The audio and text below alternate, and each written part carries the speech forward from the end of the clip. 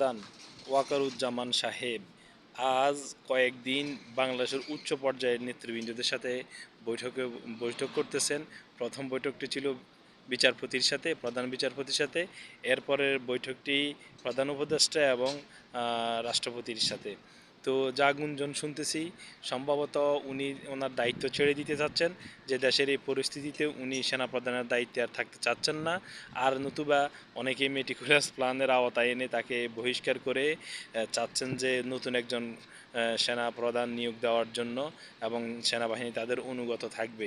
তো প্রিয় দেশবাসী এবং প্রিয় দর্শক বিন্দু, প্রিয় আমার ভিউয়ার্স, প্রত্যেকেই লক্ষ্য রাখুন, বাংলাদেশে খুব শীঘ্রই একটা পরিবর্তন ঘটতে যাচ্ছে, এবং গুঞ্জনটা যেহেতু উঠছে অবশ্যই পরিবর্তন হবে, এবং রাজনীতির পালে হাওয়া লেগেছে।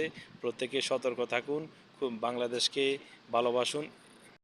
আমার ভাই মরল কেন, প্রশাসন জবাব চাই। এখন আর এই কথা বলার মতো কোনো লোক নাই বাংলাদেশে, কারণ কীভাবে বলবে, প্রত্যেকেই তো এখন ভয়ে চুপ হয়ে আছে।